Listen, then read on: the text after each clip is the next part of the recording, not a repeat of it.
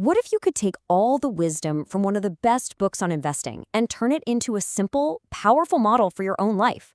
Well, that's exactly what we're going to do today. We're going to build what I call the compounding tree.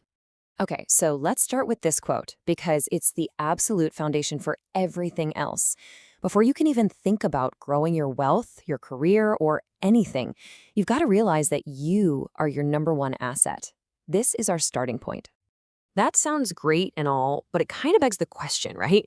In a world with a million different things you could do, how do you actually get the best possible return on that investment in yourself? Now, you might think the answer is some secret stock tip or a fancy productivity hack, but it's not. The secret is actually a universal law of nature. It's the same law that turns tiny seeds into massive forests and small savings accounts into fortunes.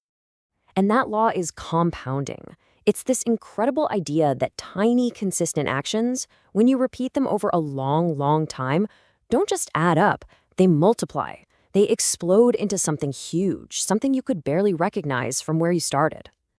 So let's get our hands dirty and plant the seed for our tree. First, we need to really understand this universal law in action.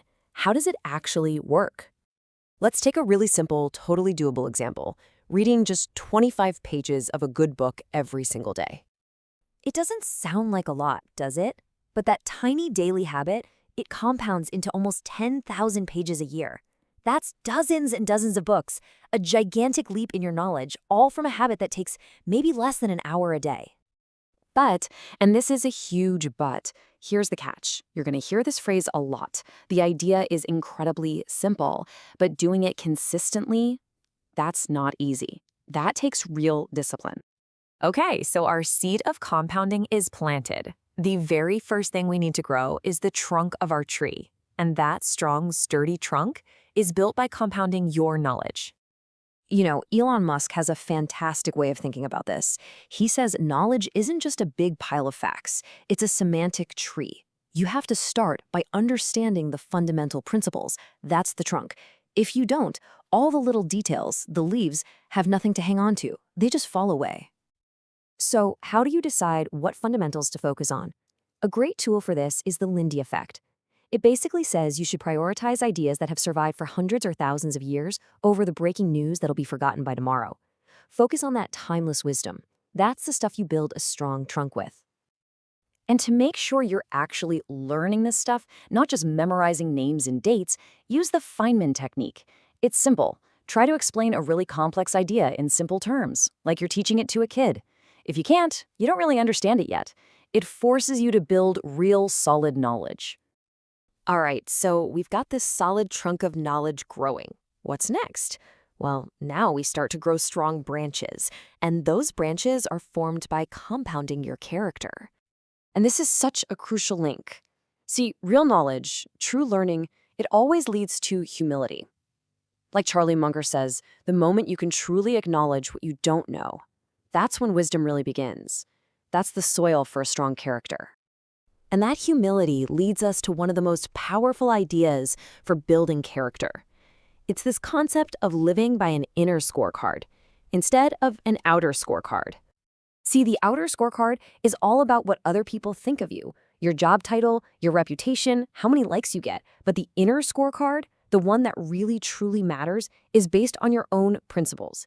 It's about looking in the mirror and asking yourself, am I doing the right thing? Am I being a good person? That's the only metric that matters in the end. This ties right into knowing your circle of competence. Look, it's not about being the smartest person in the room or having the biggest circle. It's about being brutally honest with yourself about where the edge of that circle is, and then having the discipline to stay inside it. So, you've put in the work. You've grown a solid trunk of knowledge and strong branches of character.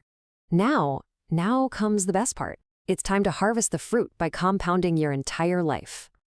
But let's be really clear about what the goal is here. Being rich just means having a lot of money, but being wealthy, well, that's something else entirely. Being wealthy means having control over your time. It means freedom. That is the ultimate fruit of this tree. So, how do you get that freedom? Munger's path is, again, so simple it's almost boring. Spend less than you make. Always be saving something. And this part's key. Put it in a tax-deferred account. Why? Because taxes are one of the biggest things that interrupt compounding. You let that money grow without getting hit by taxes every year, and you let the magic work at full power. Over time, it will amount to something incredible. And you have to realize this principle applies to everything. As the saying goes, we are what we repeatedly do. Excellence in your finances, in your health, in your relationships. It's never a one-time thing. It's always the result of your compounded daily habits. And ultimately, it all boils down to this powerful, unavoidable truth. Your life today is simply the sum of your past choices. If you make the hard choices, saving money, exercising, reading that book, you compound your way to an easy life. If you make the easy choices, spending, procrastinating, you compound your way to a hard life. Which brings us to the single most important rule of this whole thing. The one thing you have to protect at all costs is this: never, ever interrupt compounding unnecessarily. Whether it's your investments, your learning, or your habits, consistency is the secret sauce. Don't stop. So, I'll leave you with this question. Now that you know that the smallest, most consistent inputs create the most massive results over time, what's the one simple habit you're going to choose to start compounding in your life starting today?